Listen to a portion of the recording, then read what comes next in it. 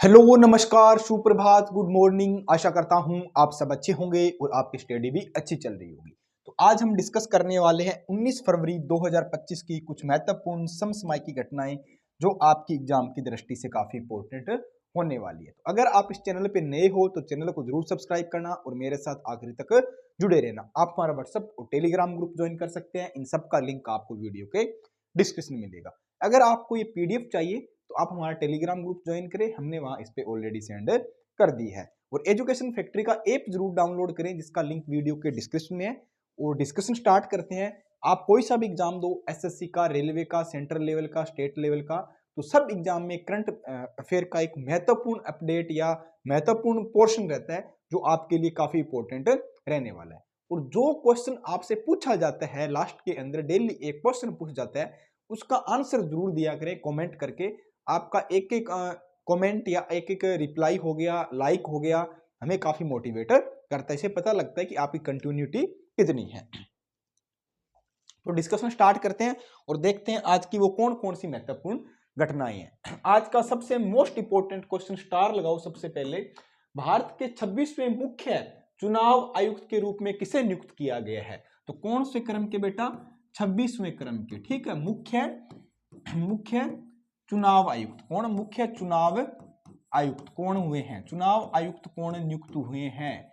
तो 26वें क्रम की मैं बात करूं तो ज्ञानेश कुमार क्या है हमारे 26वें क्रम के मुख्य चुनाव आयुक्त नियुक्त हुए हैं। ये किस किस जगह लेंगे, किसके स्थान पे आने वाले हैं? तो राजीव कुमार के, किसके बेटा? राजीव कुमार जो क्या है अभी रिटायर हो रहे हैं, उनकी जगह ये लेने वाले। ये पहले क्या थे? चुनाव आयुक्त थे, अब इनको क्या है? मुख्य चुनाव आयुक्त बना दिया गया। चुनाव आयुक्त की मैं बात करूं तो इनकी नियुक्ति कौन करता है और संविधान के कहां पे लिखी है? नियुक्ति की बात करूं तो नियुक्ति इनकी कौन करता है? राष्ट्रपति द्वारा इनकी नियुक्ति की जाती है। संविधान का आर्टिकल की बात करें, अनुच्छेद की बात करें तो अनुच्छेद कितना है? 324 ए के अकॉर्डिंग क्या इनकी नियुक्ति की जाती है। इनका कार्यकाल कितना होता है? कार्यकाल की बात करें, कार्यकाल इनका 5 वर्ष या 65 वर्ष की आयु जो भी पहले हो उस तब तक क्या इनका कार्यकाल रहता है। ठीक है, इनको हटाते कैसे हैं? तो इनको क्या है, जो सुप्रीम कोर्ट के जो मुख्य न्यायाधीश के समान ही क्या इनको हटाया जाता है। ठीक है, अब इनकी राष्ट्रपति नियुक्ति किस तरह करता है, उस कमेटी की सिफारिश कौन करता है, वो कमेटी में कौन कौन लोग होते हैं? तो सबसे पहले बात करें तो मुख्य चुनाव आयुक्त कौन होंगे? ज्ञानेश कुमार होने वाले। 26वें क्रम आपको याद रखना है, ऑप्शन सी होगा। अब देखते हैं, जब राष्ट्रपति नियुक्ति करता है, राष्ट्रपति नियुक्ति करता है इनकी, तो क्या है? एक कमेटी की सिफारिश पे करता है। ठीक है, एक कमेटी की सिफारिश पे करता है। और कमेटी में कौन कौन लोग होते हैं? तो कमेटी में एक प्रधानमंत्री होंगे, ठीक है, एक क्या होंगे? कैबिनेट के क्या होंगे? मंत्री होगा, कैबिनेट का मंत्री होगा। ठीक है, और एक क्या होगा? विपक्ष का नेता, विपक्ष का नेता। अब क्या है, सबसे ज्यादा मुद्दा इसी बात का चल रहा है, ये जो नया रिफॉर्म आया है, ठीक है, ये एक राष्ट्रपति इस कमेटी की सिफारिश पे क्या नियुक्ति करते हैं। तो पहले क्या होते थे, ये क्या है?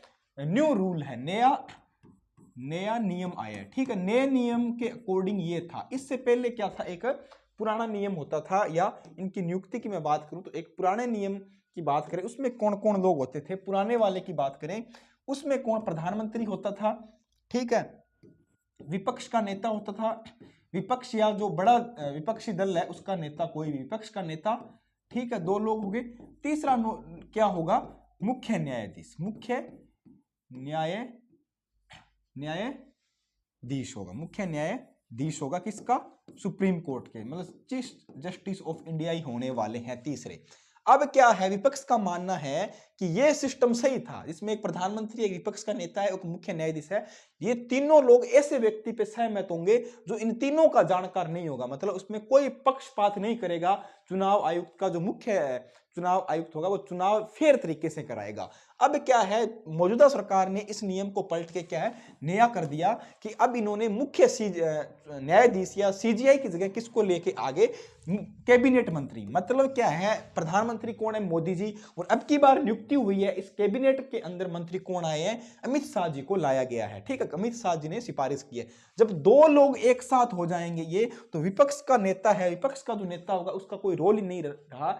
इन दोनों ने क्या बोल दिया कि इस व्यक्ति को चुनाव आयुक्त का मुख्य बनाना है, तो वही बनेगा। विपक्ष के नेता अगर हाँ बोले या ना बोले इसका कोई रोल नहीं रहने वाला, क्योंकि मेजोरिटी इन दोनों के पास है। तो इससे क्या विपक्ष नाराज है। विपक्ष का मानना है कि यह सिस्टम नहीं होना चाहिए, पुराने वाला तरीका ही सही है कि एक पीएम हो, एक विपक्ष का नेता और एक मुख्य न्यायाधीश हो, जिस व्यक्ति पे तीनों लोग सहमत होंगे वो ही मुख्य चुनाव आयुक्त बनना चाहिए। ये चुनाव क्या फेयर तरीके से हो, क्योंकि चुनाव आयुक्त, मुख्य चुनाव आयुक्त एक बहुत बड़ा रोल हमारे देश के अंदर रखता है। तो अब की बार मुख्य चुनाव आयुक्त किसे नियुक्त किया, ज्ञानेश कुमार को नियुक्त किया गया।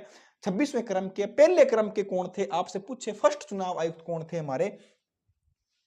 फर्स्ट की मैं बात करूं तो कहां पे लिखूं मैं, फर्स्ट यहां पे लिखता हूं। फर्स्ट चुनाव आयुक्त आपसे कोई पूछे तो कौन थे, सुकुमार सेन। सुकुमार सेन क्या है बेटा, सुकुमार सेन क्या है, हमारे पहले चुनाव आयुक्त थे। आपको यह भी याद रखना है, फर्स्ट क्रम के चुनाव आयुक्त कौन थे, सुकुमार सेन थे। ठीक है, कौन से क्रम के, फर्स्ट नंबर के। ठीक है, फर्स्ट क्रम के चुनाव आयुक्त सुकुमार सेन थे। ये 26वें क्रम में राजीव कुमार का स्थान लेंगे। राष्ट्रपति द्वारा इनका नियुक्त किया जाता है। संविधान के आर्टिकल 324A में लिखा है, और 5 वर्ष या 65 वर्ष की उम्र तक क्या इनका कार्यकाल रहता है। ठीक है, तो अब इनके बारे में थोड़ी सी जानकारी और देख लेते हैं। 26वें क्रम के मुख्य चुनाव आयुक्त के रूप में ज्ञानेश कुमार क्या नियुक्त किए जा रहे हैं, जो राजेश कुमार का स्थान लेंगे, और 18 फरवरी को ये रिटायर हो रहे हैं। जो राजीव कुमार जी है वो क्या 18 फरवरी को रिटायर हो रहे हैं। प्रधानमंत्री नरेंद्र मोदी की अध्यक्षता में गठित 3 सदस्यों की समिति ने सिफारिश की, और राष्ट्रपति द्रौपदी मुर्मू ने इसको क्या है मंजूरी दे दी है। मतलब प्रधानमंत्री की अध्यक्षता में एक नई कमेटी की सिफारिश की गई और राष्ट्रपति ने क्या उस कमेटी को मंजूरी दे दी है। तो आपको याद रखना है, कोई सा क्वेश्चन आपको कोई ना कोई सा एग्जाम में क्वेश्चन देखने को जरूर मिलेगा। क्वेश्चन नंबर सेकंड, 5वां बहुपक्षीय नौसेना अभ्यास कमांडो का आयोजन कहां पे किया जा रहा है। कौन सा अभ्यास है बेटा, कमांडो। कौन सा, कमांडो का अभ्यास कहां पे हो रहा है, किन देशों के बीच में होता है। कमांडो की मैं बात करूं, ये Bharat plus Indonesia, Bharat plus Indonesia नेशिया का अभ्यास है। भारत प्लस इंडोनेशिया किसका है, नेवी का बेटा। कौन सा, नेवी का सैन्य अभ्यास है। कौन सा, नेवी का ये क्या है, सैन्य अभ्यास है। ठीक है, और भारत इंडोनेशिया के साथ कौन कौन से अभ्यास करता है, गरुड़ शक्ति। कौन, गरुड़ शक्ति। ठीक है, एक अभ्यास कौन सा करता है, गरुड़ शक्ति करता है। एक कौन सा करता है, समुद्र शक्ति। कौन, समुद्र शक्ति अभ्यास, समुद्र शक्ति भी भारत इसके साथ करता है। गरुड़ शक्ति, समुद्र शक्ति भी भारत या इनकी सेनाओं के साथ अभ्यास करता है। अब की बार कमांडो कर रहा है भारत और इंडोनेशिया का है, 5वें क्रम का अभ्यास है। अब देखो 26 जनवरी थी बेटा, 26 जनवरी को हमारे मुख्य अतिथि कौन आए, मुख्य अतिथि कौन आए थे, मुख्य अतिथि कौन आए थे, इंडोनेशिया के क्या आए थे, राष्ट्रपति आए थे। ये भी आपको याद रखना है, इंडोनेशिया के राष्ट्रपति आए थे। इंडोनेशिया की राजधानी क्या है, तो जकार्ता क्या है इसकी, जकार्ता क्या है इसकी राजधानी। तो ऑप्शन ए हमारा राइट आंसर होने वाला है। एक क्वेश्चन के साथ आपको 2-3 चीजें करा दी गई है। कमांडो कहां पे हो रहा है, भारत और इंडोनेशिया। नेवी का है गरुड़ शक्ति, समुद्र शक्ति भी भारत इंडोनेशिया के साथ करता है। 26 जनवरी को इंडोनेशिया के राष्ट्रपति आए थे हमारे देश में मुख्य अतिथि के रूप में। जकार्ता इसकी राजधानी, और भारत सेकंड देश है इंडोनेशिया जिसको क्या है, ब्रह्मोस मिसाइल दे रहा है। कौन सी, ब्रह्मोस मिसाइल है जो सेकंड देश हो गया। पहला कौन सा था, फिलीपींस था। दूसरा कौन है, इंडोनेशिया जिसको ब्रह्मोस मिसाइल भारत क्या निर्यात करने वाला है। यह भी आपको याद रखना है। तो इंडोनेशिया नौसेना द्वारा आयोजित 5वें क्रम का नौसेना कमांडो 2025 का आयोजन 16 फरवरी इंडोनेशिया के बाली में शुरू हो रहा है और 22 फरवरी तक ये जारी रहने वाला है। 16 फरवरी से शुरू होगा, इंडोनेशिया में इसका आयोजन करेगा, नेवी का अभ्यास है और 22 फरवरी तक चलेगा। इस एक्सरसाइज में कौन है, यूएसए है, रूस है, चीन है, भारत है, ऑस्ट्रेलिया और सिंगापुर सहित 39 देश क्या इसमें शामिल हो रहे हैं। कितने, 39 देश इसमें शामिल रहेंगे, और 34 विदेशी युद्धपोत और 18 इंडोनेशियाई नौसेना की युद्धपोत इसमें क्या ले रहे हैं, भाग ले रहे हैं। और इस अभ्यास का मुख्य विषय क्या है, थीम क्या है, तो शांति और स्थिरता के लिए समुद्री साझेदारी। क्या है इसकी थीम, क्या है, शांति और स्थिरता के लिए क्या समुद्री साझेदारी क्या इसकी थीम रखी गई है। तो आपसे पूछे कमांडो अभ्यास किसके बीच में आयोजन किया जा रहा है, भारत और इंडोनेशिया की नेवी के बीच में हो रहा है, 5वें क्रम का अभ्यास है। क्वेश्चन नंबर 3, हाल ही में देश का पहला बायो बैंक कहां प्रारंभ हुआ है। देश का पहला बायो बैंक की बात करें तो कहां पे प्रारंभ हुआ है। पहले मैं बायो बैंक की बात करूं तो ये कहां पे हो रहा है, तो पहला बायो बैंक या दार्जिलिंग अभ्यारण्य की बात करें, कौन सा है बेटा, पद्मा नायडूज हिमालय जूलॉजिकल पार्क क्या है, हमारा देश का पहला बायो बैंक है। कौन सा बेटा, बायो बैंक। इसका दूसरा नाम आपसे पूछा जाए तो क्या है,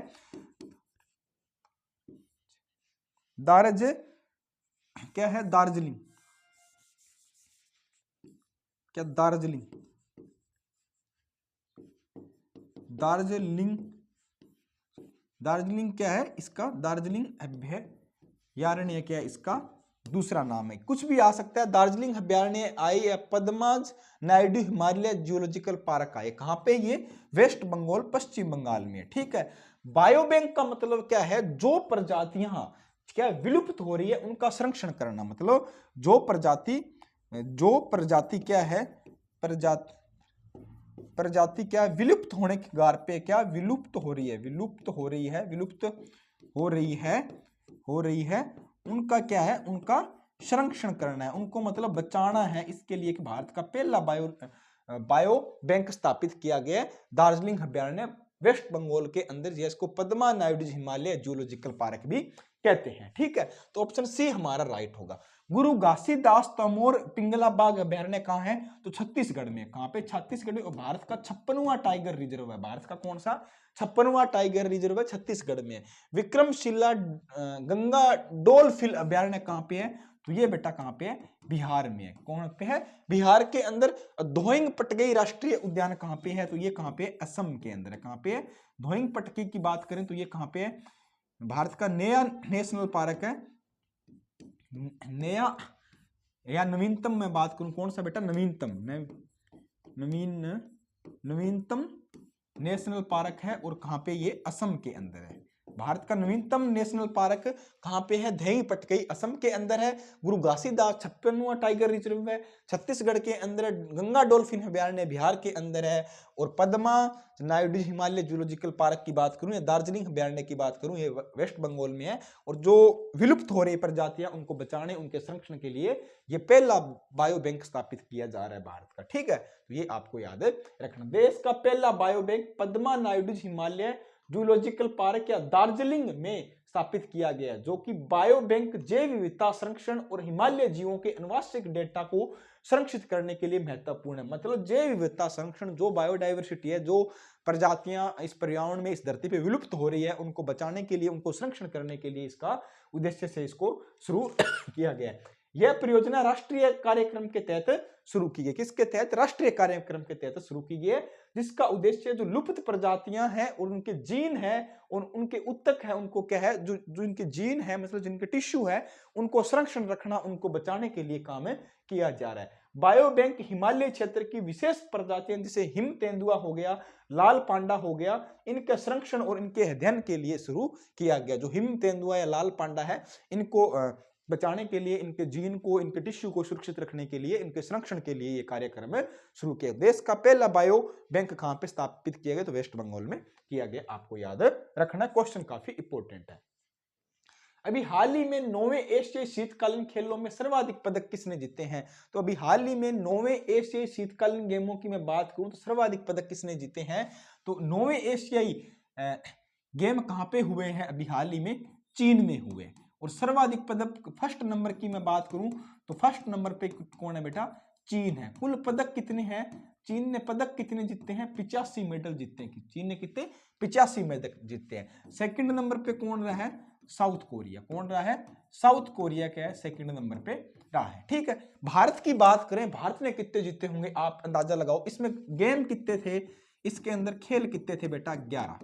प्रतिस्पर्धा कितनी थी, प्रतिस्पर्धा की मैं बात करूं, प्रतिस्पर्धा मतलब इसमें कंपटीशन, प्रतिस्पर्धा कंपटीशन कितने थे, 64 थे।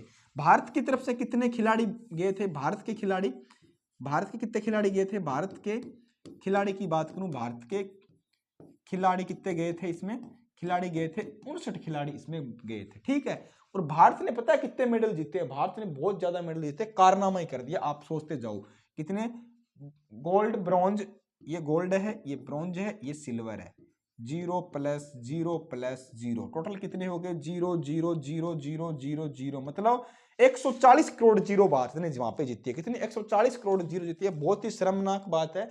एशियाई गेम थे, कितने? 9वें क्रम के एशियाई चीन में हुए थे और चीन ने सबसे ज्यादा इसमें मेडल जीते हैं, 85 मेडल जीते हैं। दूसरे नंबर पे साउथ कोरिया है, 64 प्रतिस्पर्धा, मतलब 11 खेल थे, भारत के 59 खिलाड़ी गए, एक भी मेडल नहीं जीत के लिए, अपने लिए बहुत शर्म की बात है। और भारत विश्व का 1 नंबर आबादी वाला देश है। अब आप देख लो भारत कितने मेडल जीते हैं, तो 1 नंबर पे क्या हो जाएगा? चीन हो जाएगा। अब इसके बारे में थोड़ी जानकारी कर लेते हैं। इसका शुभंकर क्या था? क्या शुभंकर की बात करूं, बिनी बिनी बिनी बिनी बिनी बिनी व नैनी, बिनी बिनी व नैनी, मतलब क्या है? बाघ, बिनी बिनी व नैनी इसका शुभंकर था, मतलब बाघ। ये क्या है? बाघ, बाघ होते हैं वहां, इसको क्या बोलते हैं? बाघ हो गया।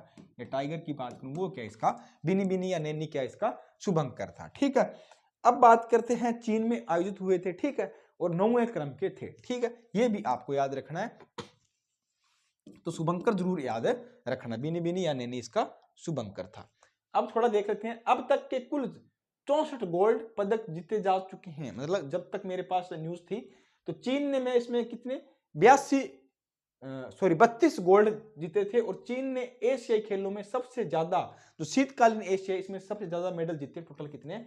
85 मेडल चीन ने जीते थे और 1 नंबर पे रहा। और भारत ने सबसे लास्ट में, मतलब 0 मेडल भारत ने इसमें हासिल किए थे।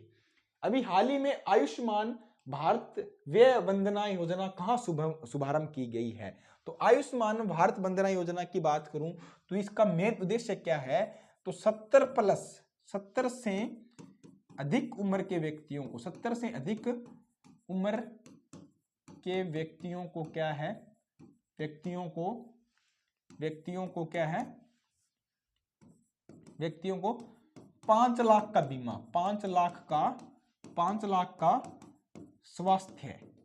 स्वास्थ्य बीमा प्रदान करना, ठीक है। 5 लाख का स्वास्थ्य बीमा प्रदान करना, ये योजना शुरू की गई। कहां पे शुरू की गई है?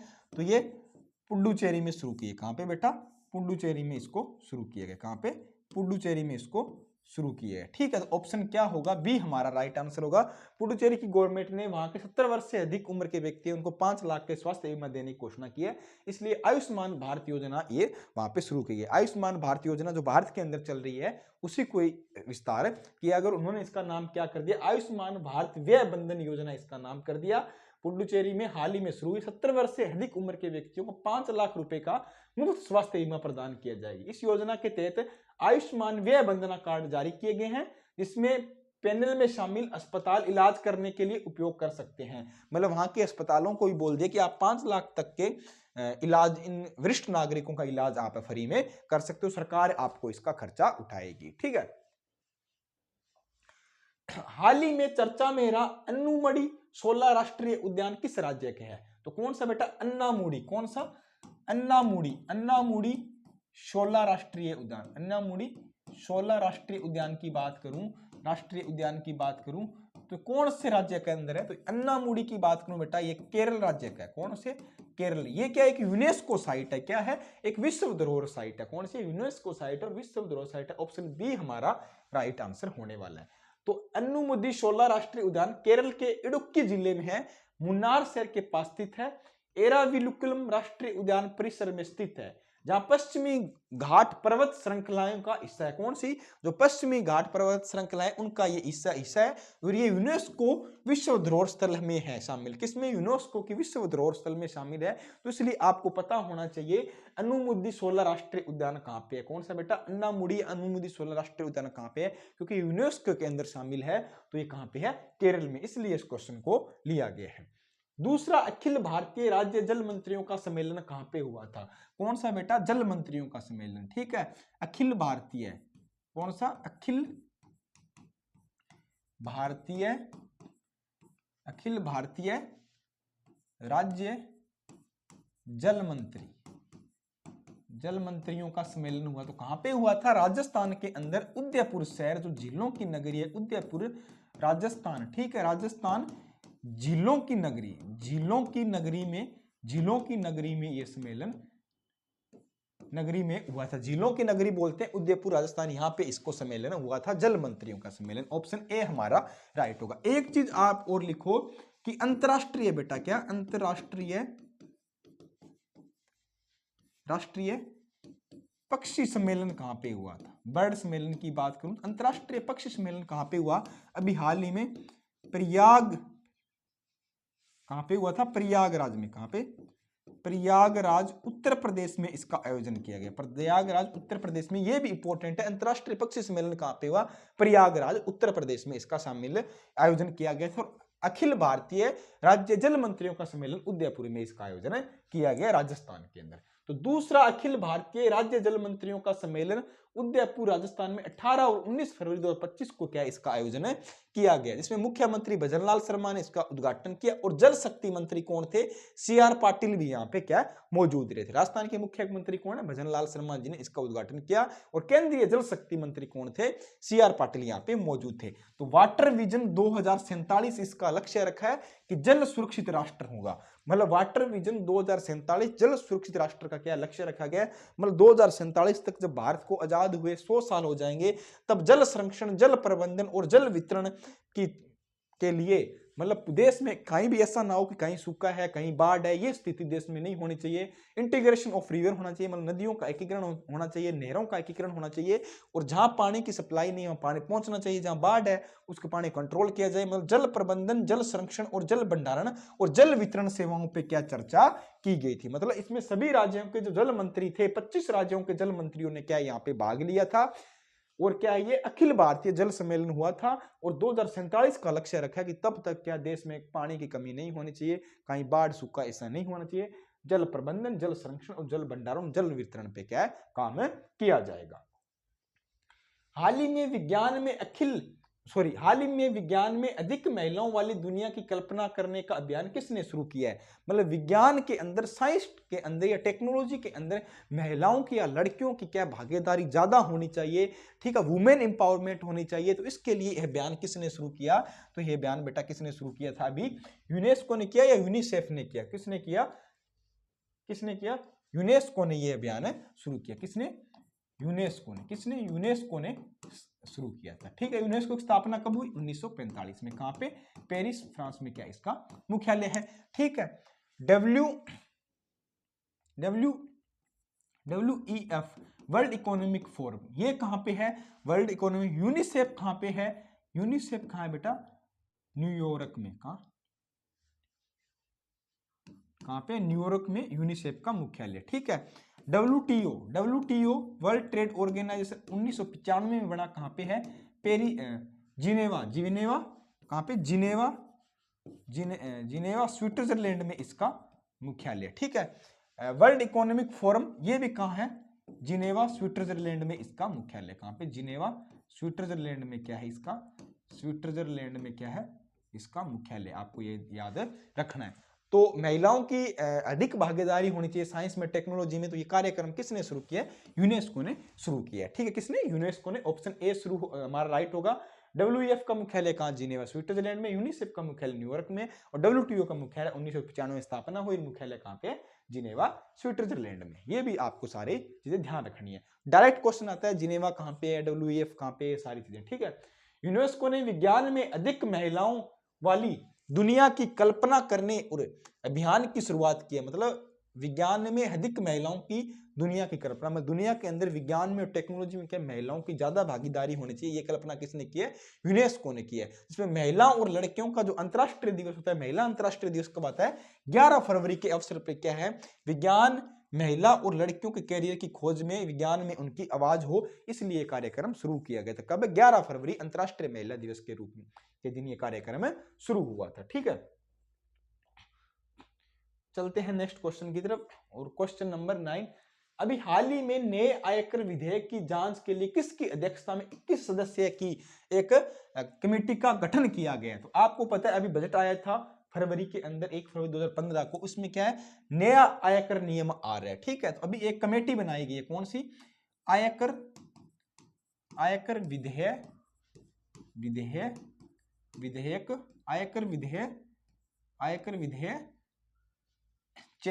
आयकर विधेयक समिति बनी है। ठीक है, समिति बन रही है। उसमें कितने लोग होंगे, उसमें क्या सदस्य की संख्या में बात करूं, सदस्य कितने होने वाले, 31। मतलब सारे के सारे क्या होंगे, एमपी होंगे, मेंबर ऑफ पार्लियामेंट होंगे। इसके अध्यक्ष कौन बनने वाले हैं, अध्यक्ष की मैं बात करूं तो अध्यक्ष के बेटा बैजयंत पांडा। कौन, बैजयंत पांडा क्या इसके अध्यक्ष बनाए जा रहे हैं। ठीक है, ये किसको नियम को रिप्लेस करेगी, तो आयकर अधिनियम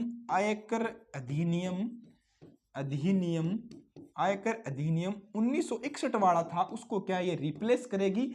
और आयकर अधिनियम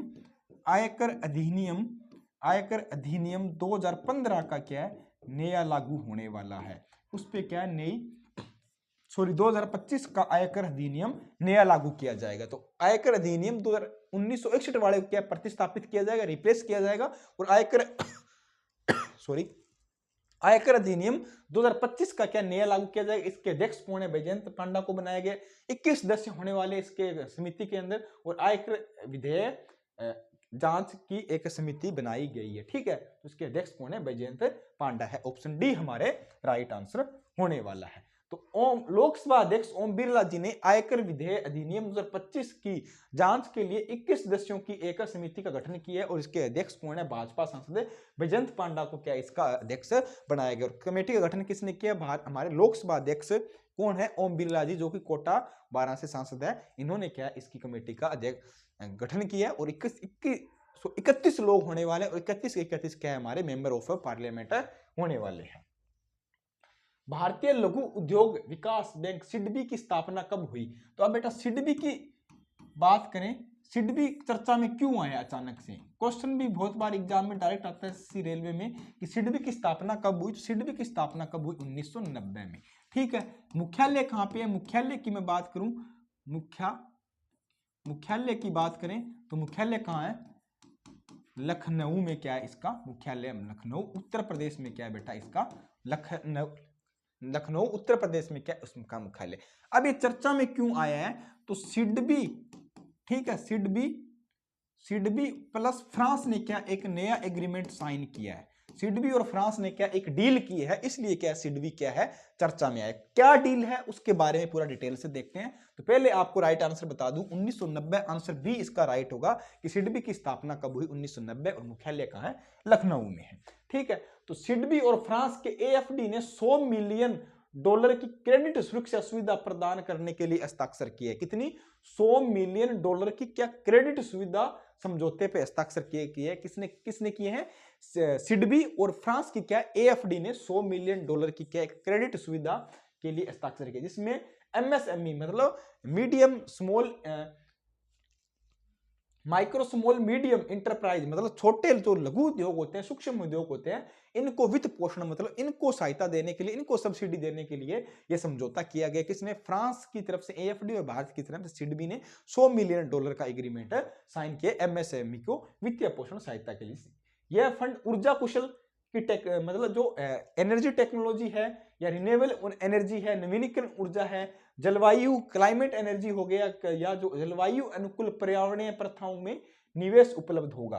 कब होगा, किसके लिए होगा, मतलब मेन बात करूं तो रिन्यूएबल एनर्जी हो गया या एनर्जी का जो सेक्टर है उसके अंदर इसका पैसा ये इसमें इन्वेस्ट किया जाएगा। और सिडबी की स्थापना कब हुई, 1990 में हुई। और ये वित्तीय सहायता प्रदान करती है जो इंटरप्राइज या बिजनेसमैन होते हैं, जो बिजनेस के जो ऑर्गेनाइजेशन होते हैं, उनको क्या ये फंड प्रोवाइड करती है, एक तरह का वित्तीय सहायता प्रदान करती है। तो इसका 1990 में स्थापना हुई, लखनऊ में इसका मुख्यालय। और चर्चा में मेन कारण क्या है, इसने $100 मिलियन का क्या एक क्रेडिट लोन साइन किया, किसके साथ, फ्रांस की एएफडी के साथ इन्होंने इनका एक समझौता हुआ है। माउंट एटना ज्वालामुखी कहाँ स्थित है? माउंट एटना ज्वालामुखी की बात करूं तो ये क्या सक्रिय ज्वालामुखी है और सबसे ज्यादा ज्वालामुखी कहाँ पे आता है? ये कौन से द्वीप पे है? तो इटली के सिसिली द्वीप पर है। कहाँ पे बेटा? इटली के सिसिली द्वीप पर है ज्वालामुखी। कौन सी बेटा? माउंट एटना ज्वालामुखी कहाँ पे? इटली के सिसिला द्वीप। कहाँ पे? इटली। इटली कहाँ पे? इटली यूरोप के अंदर। इटली की राजधानी क्या है? रोम है। इटली की राजधानी क्या है? रोम है। ये भी आपको ध्यान रखना। तो ऑप्शन ए हमारा राइट आंसर होने वाला है। तो हाल ही में यूरोप के सबसे ऊंचे और सक्रिय ज्वालामुखी कौन सा? Mount Etna. यूरोप का क्या सबसे ऊंचा और सबसे सक्रिय मतलब सबसे एक्टिव ज्वालामुखी है, जो कहां पे है? कहां पे है ये? इटली के अंदर है। कौन सा? माउंट एटना ज्वालामुखी है, जिसमें क्या एक बहुत ही बड़ा शक्तिशाली क्या वहां पे एक विस्फोट हुआ है, जो कि इटली के सिसिली द्वीप के बोका नुओवा क्रेटर के पास 3050 मीटर की ऊंचाई पर हुआ है। वहां पे क्या एक बहुत बड़ा क्या विस्फोट हुआ, इटली के कौन सा? सिसिली द्वीप के पास है, यूरोप के अंदर है। बहुत ही बड़ा विस्फोट हुआ। कितना? 3050 मीटर का ऊंचा विस्फोट हुआ है और ये क्या शक्तिशाली और एक्टिव ज्वालामुखी है। ठीक है। विस्फोट के बाद विमानन कलर कोड को ऑरेंज से रेड में बदल दिया गया। मतलब वहां पे क्या है, इमरजेंसी भी लगी है, विमानों की इमरजेंसी मतलब उस एरिया के आसपास है, और वहां की क्या विमान उड़ाना क्या वहां खतरनाक है, हो सकता है। और आप देख सकते हो ये जो ज्वालामुखी है बहुत ही एक्टिव, अभी भी एक्टिव है। इसका भी मेन कारण पता नहीं लगा क्यों इतना एक्टिव या इस तरह इतना बड़ा विस्फोट होने का मेन रीजन कहां पे है। तो आपको याद रखना है कि माउंट एटना ज्वालामुखी कहां पे? यूरोप के अंदर है, इटली के सिसिलिया द्वीप के पास है ये ज्वालामुखी। ऑप्शन ए हमारा राइट होगा। प्रथम आइंस्टीन रिंग की खोज कब हुई थी? कौन सी बेटा? प्रथम आइंस्टीन रिंग की खोज हुई थी, कब हुई थी? तो आइंस्टीन रिंग चर्चा में क्यों आई और प्रथम का क्यों पूछा गया? अभी हाल ही में इस पे एक नया एक्सपेरिमेंट किया गया है आइंस्टीन रिंग पे, तब क्या ये चर्चा में आई। तो प्रथम आइंस्टीन रिंग की खोज कब हुई? 1987 में हुई। अब ये चर्चा में आने का मेन कारण क्या है? तो यूरोपियन अंतरिक्ष एजेंसी, जैसे यूरोप की एक अंतरिक्ष एजेंसी है, जैसे हमारे भारत की इसरो है, यूएसए की नासा है, उसी तरह यूरोप की जो अंतरिक्ष एजेंसी है उसने यूक्लिड दूरबीन ने पृथ्वी से 590 मिलियन प्रकाश वर्ष दूर, मतलब जो अंतरिक्ष है, जो खगोलीय दूरी होती है दो अंतरिक्ष पिंडों के बीच की या दो ग्रहों के बीच की, वो किस में मापी जाती है? प्रकाश वर्ष में मापी जाती है। ठीक है। प्रकाश वर्ष दूर एक दुर्लभ आइंस्टीन रिंग की खोज की गई है। मतलब एक रिंग होती है प्रकाश, जिसे आप देख रहे हो आइंस्टीन रिंग है, इसकी क्या यूरोपीय एजेंसी ने क्या है 500 मिलियन प्रकाश वर्ष दूर पृथ्वी से, मतलब पृथ्वी से बहुत ज्यादा दूर क्या है, दूरबीन की सहायता से इन्होंने देखा होगा, यूक्लिड दूरबीन की सहायता से देखा है, और वहां क्या एक आइंस्टीन रिंग दिखी गई है। मतलब आइंस्टीन रिंग पहली बार कब बनी थी? 1987 में बनी थी। वहां से इसका सिद्धांत चला आ रहा है, तब ये चर्चा में आई। तो यूरोपियन एजेंसी ने क्या आइंस्टीन रिंग को देखा, कहां से? पृथ्वी के 500 मिलियन प्रकाश वर्ष से दूर क्या एक आइंस्टीन रिंग की खोज की है। यह रिंग क्या डार्क मैटर और आकाश गंगाओं के समूह के चारों ओर प्रकाश का विकृत होने से बनती है। कहां पे है? क्या एक गोल सर्किल होता है ये, और कहां पे एक डार्क रिंग मैटर है और आकाश गंगाओं के समूह के क्या चारों ओर ये क्या है लाइट या प्रकाश का बनी हुई है, जो गुरुत्वाकर्षण लेसिंग के कारण उत्पन्न होती है। किसके कारण? ग्रेविटेशनल फोर्स के कारण क्या उत्पन्न होती है। और पहली आइंस्टीन रिंग 1987 में खोजी गई। यह रिंग्स अत्यंत दुर्लभ है। हाल ही में यह रिंग 4.42 अरब प्रकाश वर्ष दूर है, आकाश गंगा से उत्पन्न होती है। अनाम आकाश गंगा से क्या ये उत्पन्न हुई? कौन सी? अनाम आकाश गंगा से उत्पन्न हुई है, और 4.42 अरब प्रकाश वर्ष क्या दुर्लभ, बहुत ही अत्यंत दुर्लभ है रिंग है। ठीक है।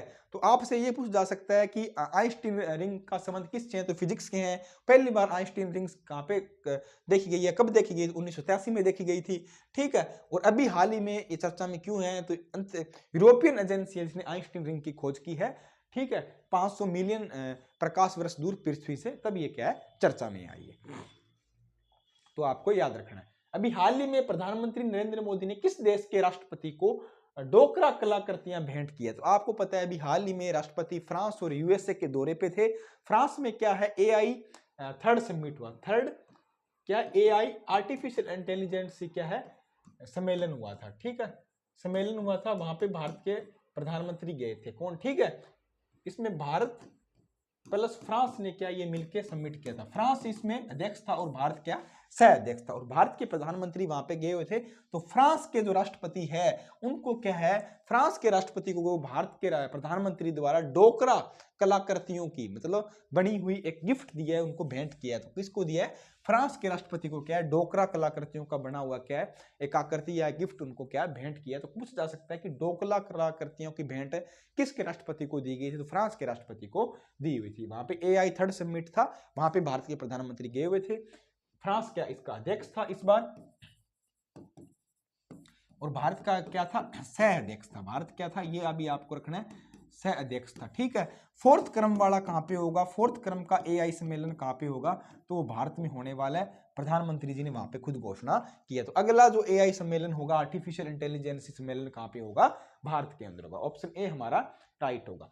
भारतीय प्रधानमंत्री नरेंद्र मोदी ने फ्रांस के राष्ट्रपति एम्युएल मैक्रों को भारतीय वाद्य यंत्र बजाते हुए संगीतकारों की पारंपरिक डोकरा कलाकृतियां भेंट की है। कौन सी, मतलब ये संगीत से जुड़ी हुई है, संगीत वाद्य यंत्र जैसी है, डोकरा कलाकृति जैसी कि आप देख सकते हो ये क्या है डोकरा कलाकृतियां उनको भेंट की है। ये सोने की धातु से बना हुआ, किसकी बेटा सोने की धातु से बना है, और ये पत्थरों से सजाया गया है, पत्थरों से सजाया गया है। साथ ही उन्होंने फ्रांस की प्रथम महिला ब्रिटिंग मैक्रो के फूलों और मोर की कलाकृति वाली चांदी का हाथ से उकेरा हुआ टेबल मिरर भेंट किया है। अब देखो मोदी कितने चालू आदमी है भाई साहब, इन्होंने क्या है, इसको तो ये तो डोकरा है, मतलब अपने राजस्थान में क्या बोलते हैं, डोकरा किसको बोलते हैं, बुड्ढे को बोलते हैं। तो इस डोकरे को क्या है डोकरा कलाकृति पकड़ा दी। और महिलाओं को क्या चाहिए भाई यार, शीशा चाहिए, तो टेबल मिरर दिया है उनको मुंह देखने के लिए, श्रृंगार करने के लिए, और चांदी का, वो भी चांदी की कलाकृतियों का हाथ से उकेरा हुआ टेबल मिरर दिया है।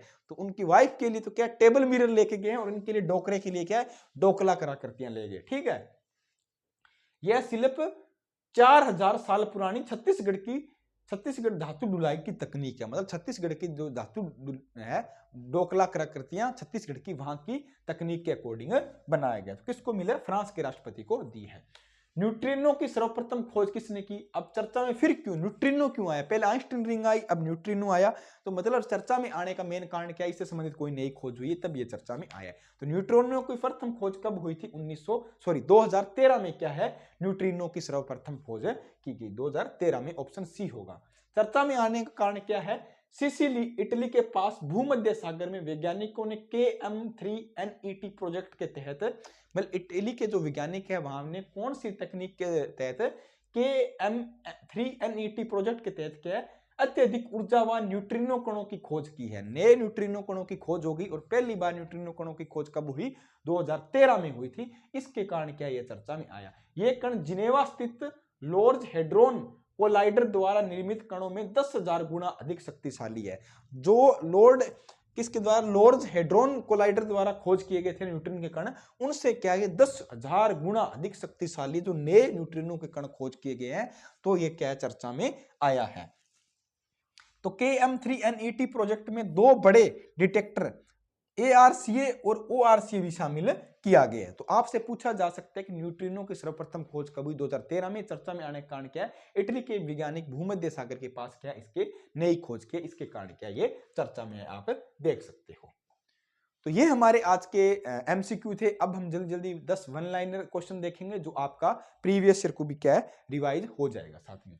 अभी हाल ही में जोथम नापत गठित सरकार के कुल कितने राजनीतिक दल शामिल थे, तो जोथम नापत के कितने 5 प्रमुख दल थे। यहाँ पे क्या नए राष्ट्रपति उनको बनाया गया। अभी हाल ही में 24वें दिव्य कला मेले का उद्घाटन किसके द्वारा किया गया, 24वें दिव्य कला का मेला कहाँ पे लगा, जम्मू कश्मीर में लगा। उसका उद्घाटन वहां के उपराज्यपाल मनोज सिन्हा और केंद्रीय सामाजिक न्याय अधिकारिता मंत्री डॉक्टर वीरेंद्र कुमार द्वारा इसका उद्घाटन किया गया था। किस संविधान संशोधन के द्वारा पंचायती राज संस्थाओं को संवैधानिक दर्जा प्राप्त हुआ है, तो 73वां संविधान संशोधन 1992 के द्वारा क्या इनको संवैधानिक दर्जा मिला है। भारतीय प्रतिभूति विनिमय बोर्ड मतलब सेबी की स्थापना कब हुई, तो सेबी की स्थापना क्या है 1988 में हुई थी और